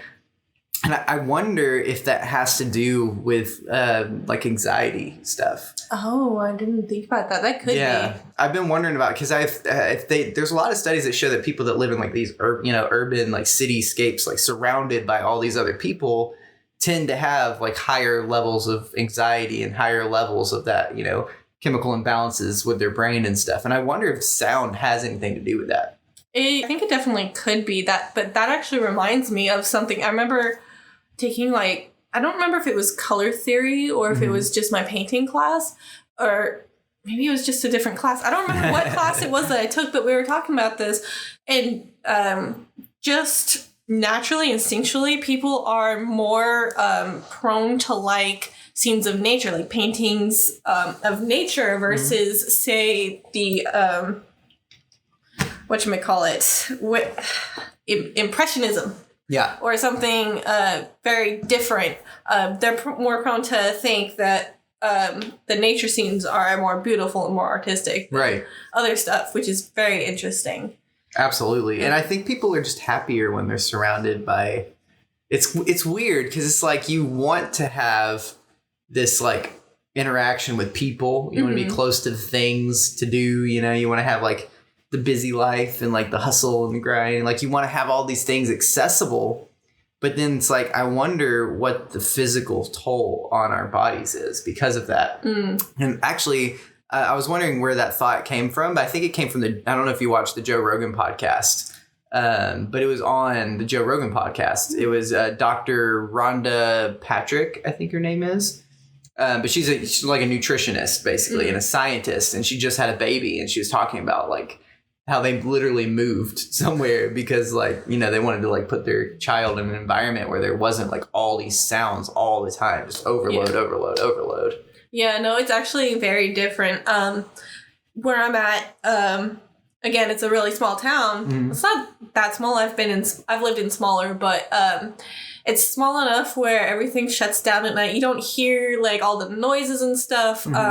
Sometimes you'll hear the train in the middle of the night, but I got used to it. It was kind of soothing. If I woke up at like 3 a.m. and I hear the train, it's like, oh, there's other people exist. Yeah. But then when I came out here for school, it was different. I lived out here for almost 2 years in North Hollywood, and I had to get used to like the helicopters and the sirens in the middle of the night. It was just not as comforting. It just wasn't.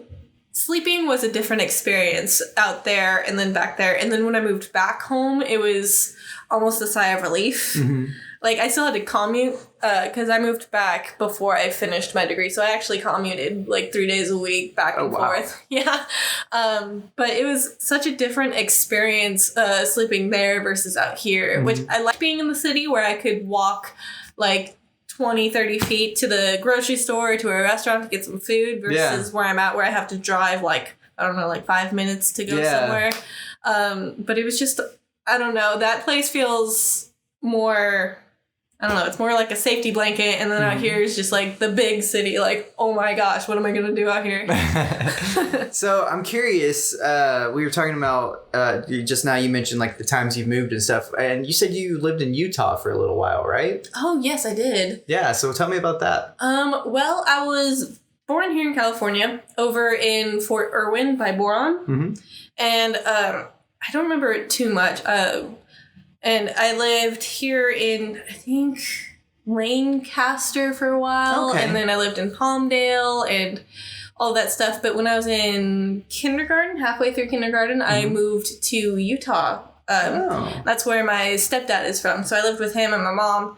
And so we lived in a much, much smaller town. Like, I don't know what the population is, but to give you some idea, we had one grocery store and one sort of retail store called Alco. Okay.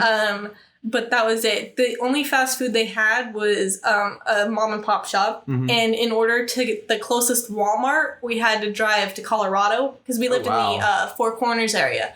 It's where the 4 states create a perfect perpendicular 90-degree line. That's cool. That's really cool. Like, I think I've been there before, actually. Maybe, yeah. No, it's really close to a national park. I think it's the Zion National Park. Yeah, I have definitely been there. Yeah, so we were pretty close out there. It's called Blanding, Utah. That's where I was for my elementary school years, from like second half of kindergarten all the way through 5th grade.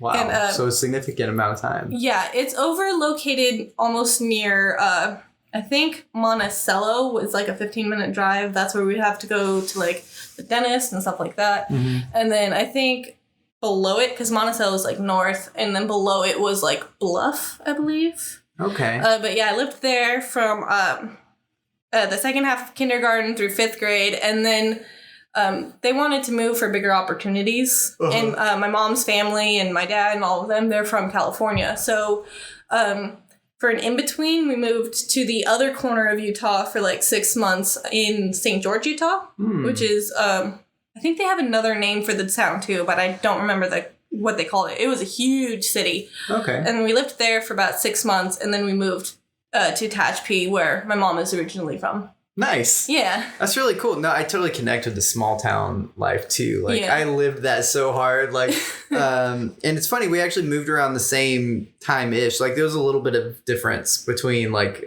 when I actually moved. But I lived in Cartersville, Georgia, whenever I was a little kid. I was born in Arkansas, and then as a baby moved to Georgia. Like, we moved to Georgia. I think we lived somewhere like in Atlanta for a little bit, and then moved to Cartersville, which is like 30 minutes north of Atlanta-ish, about that. And so Cartersville was awesome, and definitely wasn't a small town. I mean, it was a small town compared to like here, but for Georgia, like, it was decent. It wasn't Atlanta, but it was a pretty good town. And now it's actually grown like really big. Like, Cartersville is a really nice, really good place. And then after, when did I move? I want to say third grade, second or third grade. I want to say. I might be wrong. I might be getting the timeline mixed up just a little bit, but I want to say it was at second or third grade. Ended up moving from Cartersville, Georgia to Calhoun, Georgia. That place was very remote. I mean, there was a lot more than what you had to do, which is weird considering it was Georgia and like Utah. You would think that like Utah, I mean, I don't know. I would think just like off the top of my head that there would be more stuff to do there in Utah, just because like logically you would think as people spread out west that they would like consistently do things, make more stuff along the way. But whenever I was but also then too, East Coast has just existed longer, so there's more likely it makes sense actually now that I think about it for there to be more stuff. But there wasn't a lot. Like, I mean, we had our church, there was Dollar General, I think there was a Walmart. And that was about it. Like there was a couple other things. I think there was like an outlet mall, which is actually pretty cool, like right outside of the city, Mm-hmm. And then there was a lot of schools and like residential area and that kind of stuff. But it was mostly like a residential town. That was like the whole point of us moving there, because we got a house and it was like by our school, and like that was the whole thing, was to get out of the city basically of Cartersville. But we would go there all the time. That was about 15 to 30 minutes of a drive away. Mm-hmm. And so we would go, if we had like wanted to go out to eat or do anything at all, it was like always at least 30 to 45 minutes. Always. Oh goodness. Every time. Yeah. Like my family would be like, and that's actually why we didn't always like go out and do things. But for a short period of time, I don't remember when this was. It's weird that I'm actually having this memory right now because I don't know where this is coming from. But I remember for a short period of time, whenever I was like really little, before my baby brother, well, he's not a baby now, but whenever he was a baby, he's 10 years younger than me. So I still kind of consider he's like a baby brother to me, He's like 12 or 13 now. So he's kind of not really a baby anymore, but I still kind of look at him the same. It's hard for me to like break that, No, I get it. My youngest brother, I have 7 siblings actually. Oh, wow. My youngest brother, That's a lot of siblings. Yeah. Well, I mean, it's not from like the same 2 parents. It's from that makes more sense. 2 sets of parents. Right. But yeah, my youngest brother, he's like 8 right now. Almost 9. He'll be turning 9 next month, I believe. Nice. So it's like, I don't know if I'll ever be able to consider him anything other than a baby, because he was born when I was a freshman in high school. Oh, wow. So it's like honestly, a huge difference. Think with David, the main reason why I kind of look at him as my baby brother is for 2 reasons. First off is I kind of pretty much raised him like in the early years like of his life, like kind of showing him how to do things, like that kind of stuff.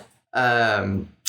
And also whenever I moved out here, he was still kind of a baby, so that was like 3 years ago. So he would have been like 9 or 10 or something like that. So it's like, he's still kind of like, like you're getting there. You're starting to become like, a little kid instead of a baby. Mm-hmm. But like, because of the fact that I moved when I did, like it's imprinted in my brain. Like that age set is what's imprinted in my brain, because I don't get to see them too often, because I'm out there in like Arkansas. So that's kind of rough. Yeah, it's a ways away, but good. Luckily, there is such a thing as social media. Yes.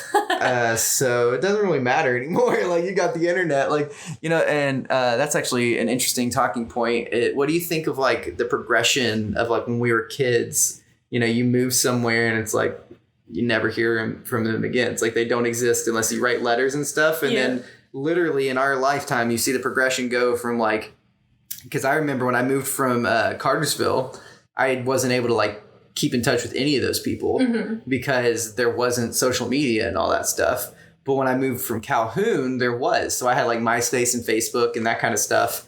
And I still talk to those people. Yeah. So I still have connections with them because I was able to like connect online. So it didn't even matter that I moved, like, because they were still there. Yeah, no, that's, I remember things like dial-up. I remember floppy disks. Yeah. I remember that, mid-90s babies. We remember some of that stuff. Yeah.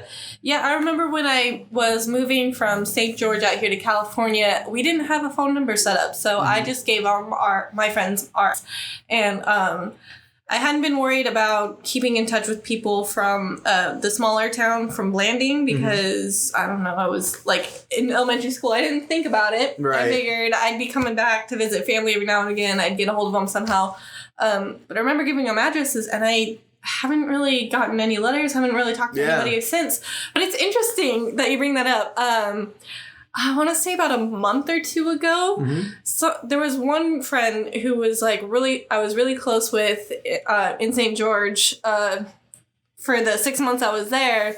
Like, she came and gave me like going away gifts because she was sad I was leaving. And That's so awesome. I still had her number, and I would call her and talk to her every now and again. But for some reason, I just, after that first year, I couldn't keep in touch with her anymore. I couldn't talk to her on the phone. Yeah. And we fell out of touch. And then once I joined Facebook in like, I want to say 7th or 8th grade, one of the two. I believe it was 8th grade. That sounds about right. Yeah, sounds about right. I remember joining Facebook and getting friend requests from people that lived in like small town in Blanding. And people I grew up with, I've kind of been able to keep in touch with a little bit, see how their lives have been going.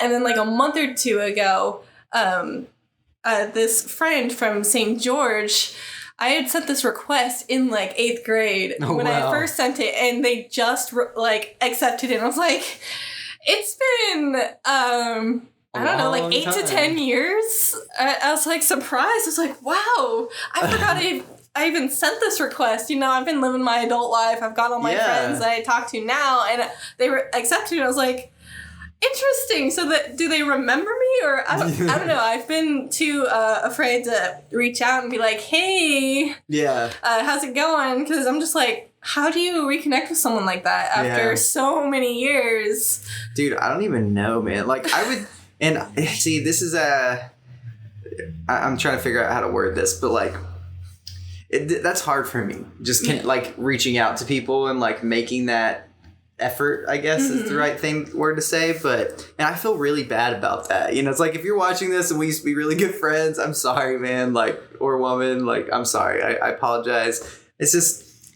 I just don't think about it. And I want to. Like, it sucks because, like, I have these conversations with Mary Alita all the time where it's like, I desperately want to be the person that's, like, reaching out to people and, like, has these friends that, like, text me all the time and, like, all these cool, like, connections and stuff. But, like, the way that I work and the way that my mind works is just, like, that doesn't even come into my brain. Yeah. You know, like, in the middle of the night, I'll be sitting there and I'm like, damn, I kind of wish I had some friends to hang out with right now. Yeah. But, like, because of the fact that I'm so bad at, like, keeping those connections, then it's like you find that later on down the road, it's like there's not really too many people there. But it's like, and obviously there are sacrifices that you make, like whenever you're, you know, building a company and you're doing all the stuff that I've been doing, like that takes time. Yeah. You know, so it's, you know, it's kind of that like consistent inaction. It like builds towards that whole like hard to continue friendships thing, you know, where it's like, oh, hey, let's hang out this weekend, or oh, there's a party, and they tell you like 2 days before, it's like, oh, I can't, I have an interview. You know, it's like, I'm doing something, I can't, like, you told me last minute, I'm sorry. He's like, I don't know, I feel bad about that. Like with our roommates that moved out, I haven't really talked to them more than like twice since they've left, and I was like really good friends with them. So it's, I don't know, I feel bad about it. I don't know, like, how do you manage it? Like with the people that, you know, as you've moved around and done your thing, like how do you manage it with the fashion stuff and like the schooling that you did and all that? Well, I don't know. I kind of don't.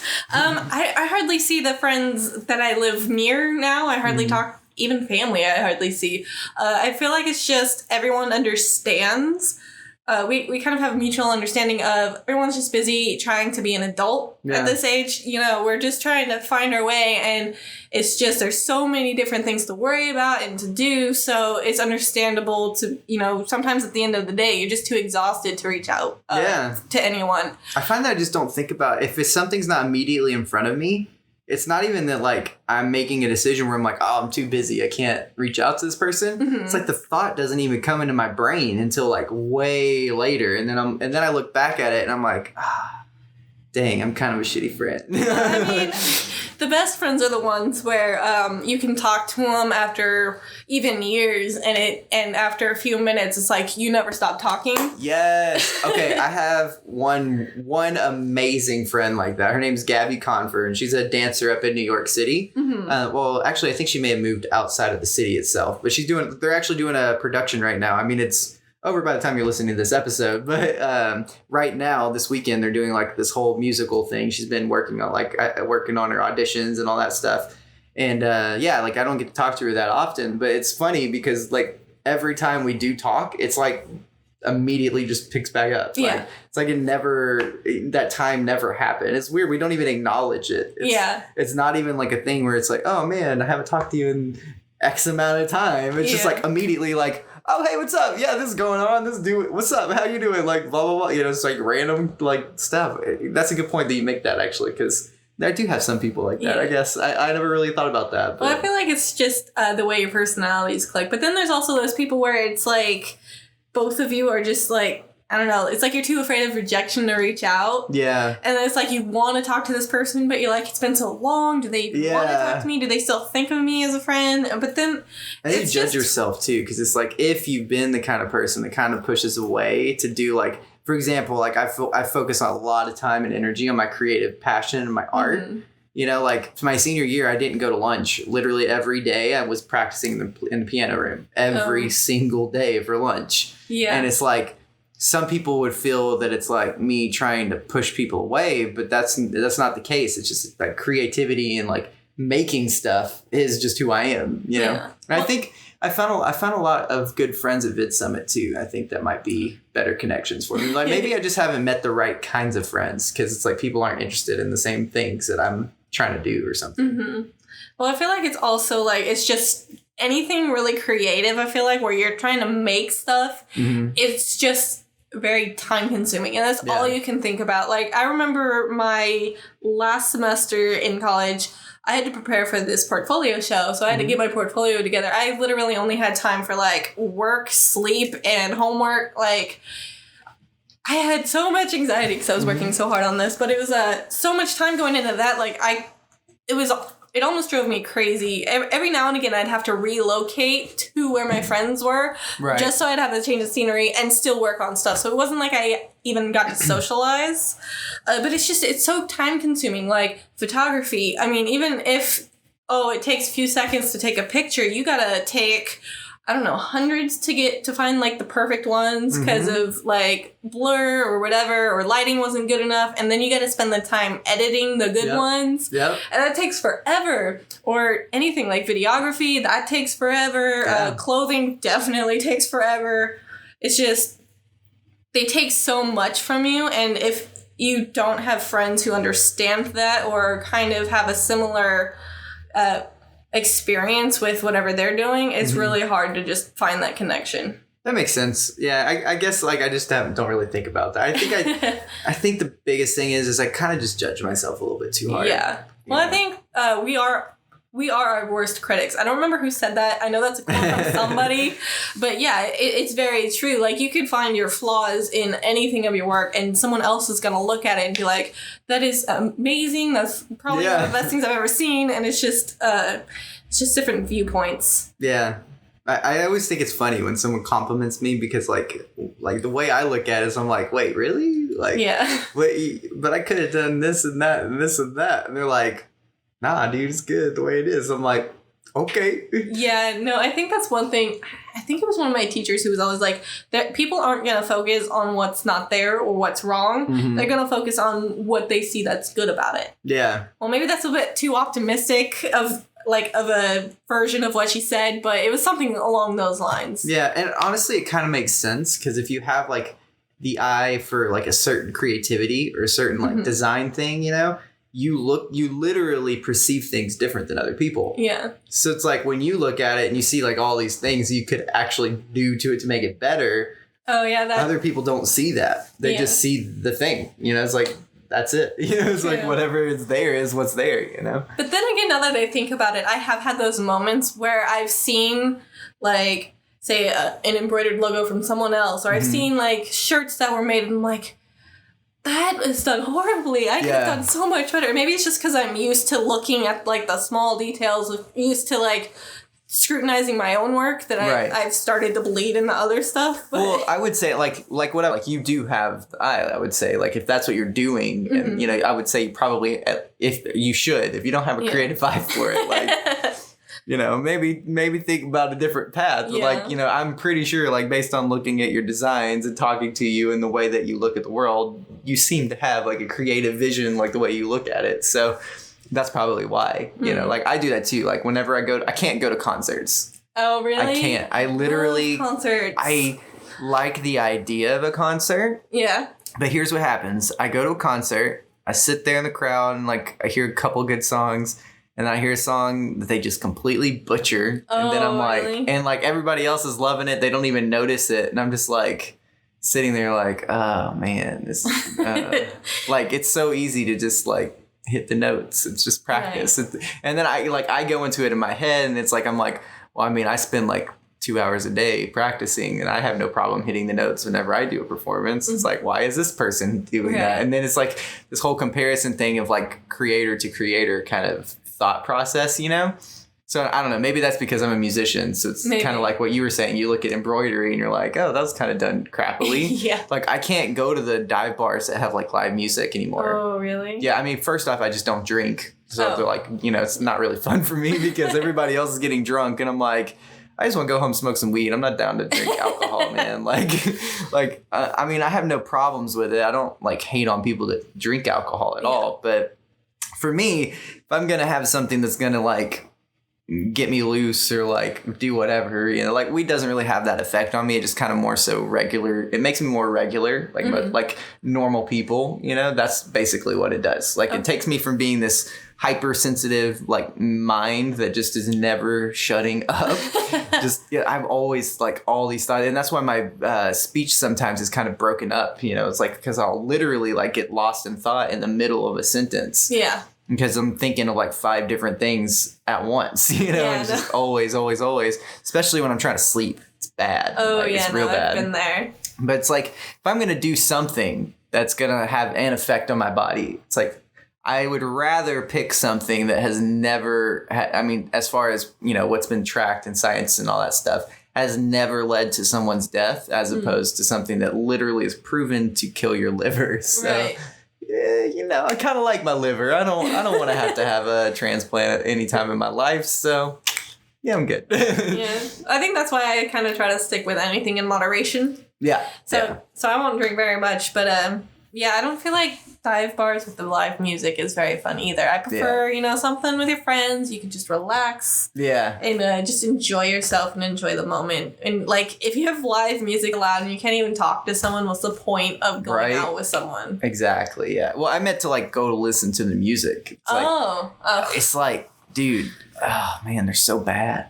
And it's like, I just sit there and I wonder, it's like, because of the way that my mind works, like I'm always doing something creative, and then I feel this like urge to add something else onto my plate and be like, well, maybe I should start doing gigs because like, fuck, if these people can do it, then like no problem, you know. I'm not trying to like sound pretentious or toot my own horn or anything, but I know I'm a good singer and I know I can play instruments, so it's like I've been doing it for a long time, you know. I would hope that I could do it right, you know. It's like I've been trained and it's like I know how to hit the notes. So it's like when I go somewhere and it just kind of seems half-assed a little bit to me, it's like I just can't, you know. I just completely disrespect that whole process. It's like you're literally just here to get some money, and I can't stand that. Like I love creative passion. Like I think passion is what drives everything, you know. Like, for example, like, okay, so here's something. Why do you do your fashion stuff? Like, what is it that makes this, you know, that passionate to you? Like, for me, I understand, like, with my videography and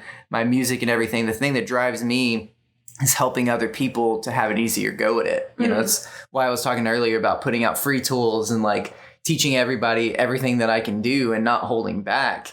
Is because like my whole goal is to make more people like me. So, and it's kind of self-serving, but like if there's more people like me, then I feel like I'd probably have more friends. You know, like it sounds bad to say it out loud, but like that's kind of the truth. You know, it's like as I build this huge community of creators that really have the same mindset as me, like I feel like it'd be easier to like connect with people and understand them if they're like the kind of people that think the same way that I do, you know?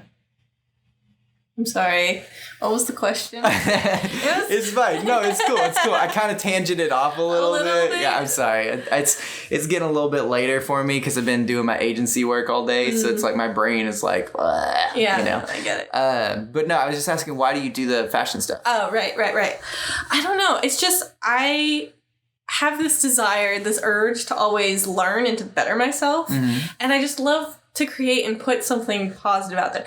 Like, I feel like in some ways I'm a little kid. I like being able to say, oh, look at that. Look at what I did. I did that, you know? So, like, I will, like, venture off into different projects. That's why I have so many going on right now is I feel like this is one of my biggest flaws, too. Like, I will get an idea, and it'll be kind of like, oh, that might be interesting. And then I don't know, somewhere it'll be like a mini brainstorm in my head. It's just a bunch of different ideas at once. I get so excited about it that like I'll even have a hard time falling asleep. I'll be like, oh, I can't wait to do this and this and this.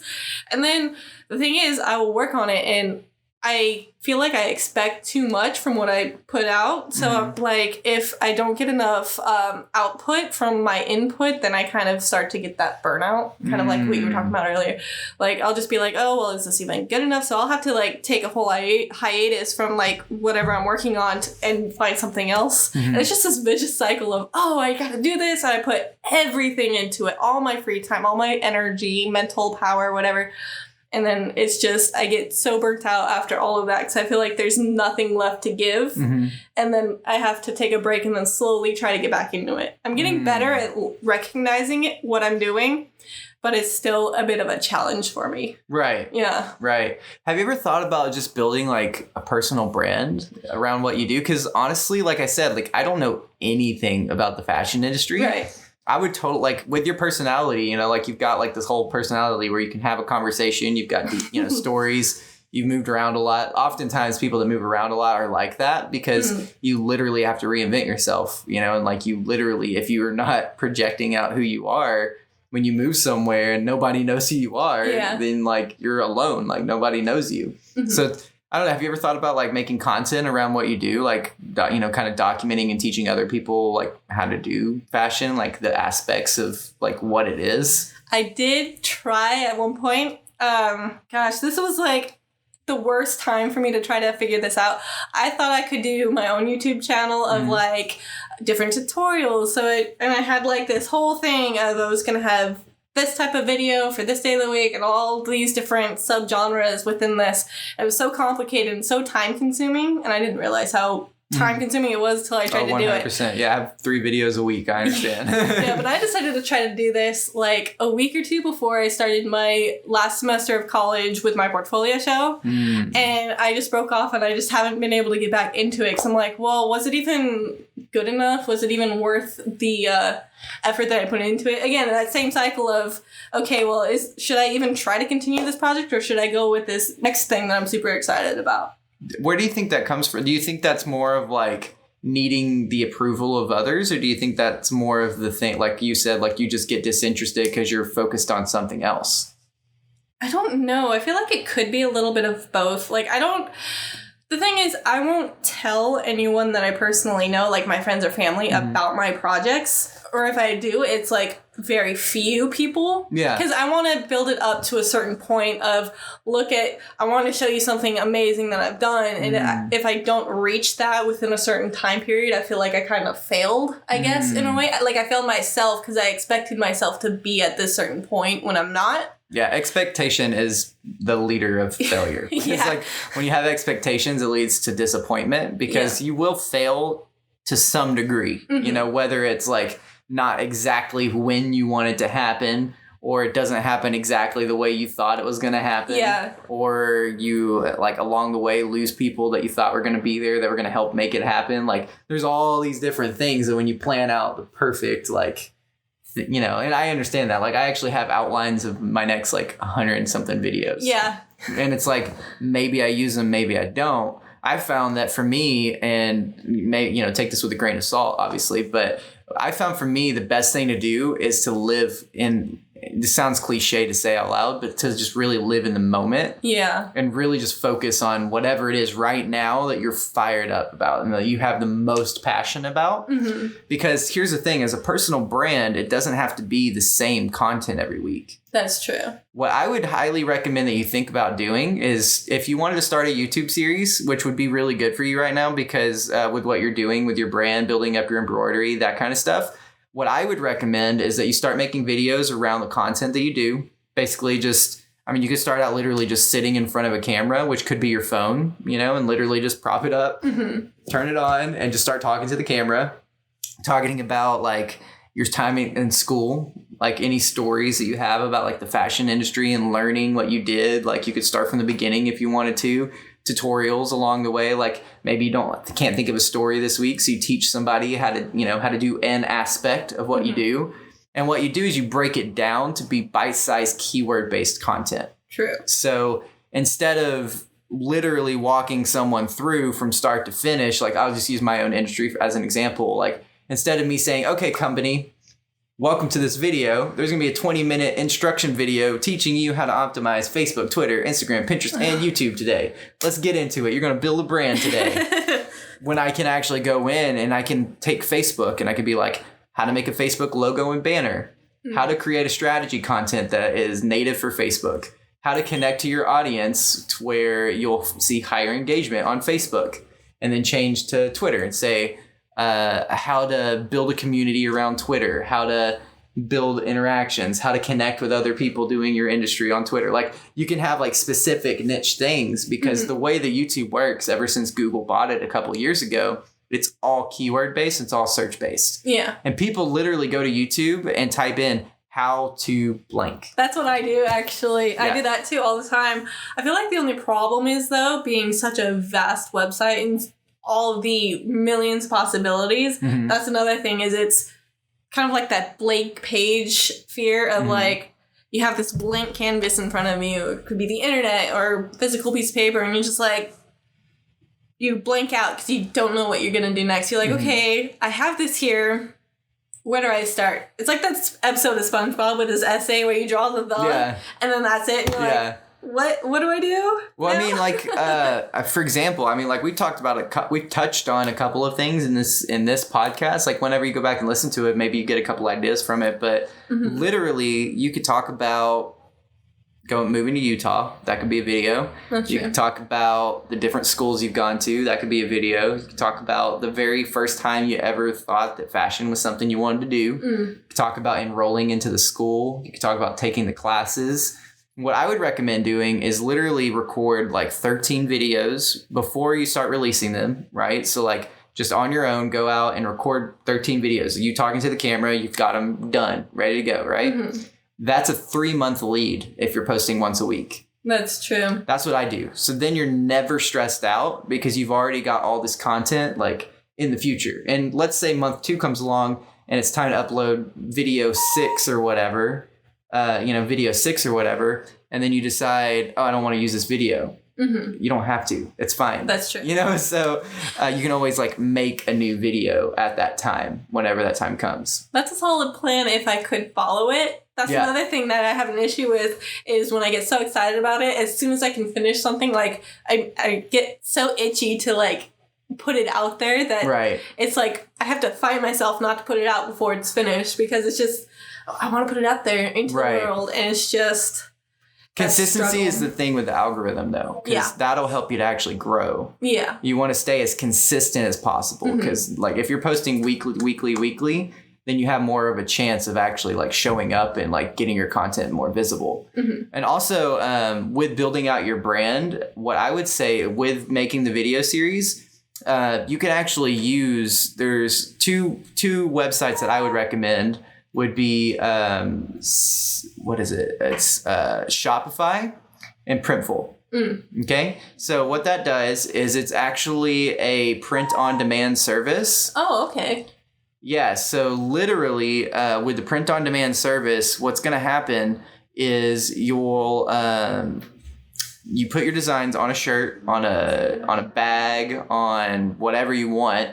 And then you can literally put the products up on a website, people can buy these shirts, buy these bags, buy whatever, you know, that you put your design on. Mm-hmm. And instead of you having to buy all of the merchandise and store it and then sell it, it's like, sorry, I kind of lost my train of thought a little bit. Instead of having to buy the merchandise and store it and sell it, which is the traditional method, or like send it to a store or whatever, someone looks on your website and they see the design and they purchase it, and then they literally make the shirt and send it to them. Yeah, that's actually what Redbubble does. Oh, okay. Yeah. So I have some designs uploaded, and you can buy it as like a shirt or as a print or as a sticker or whatever you choose.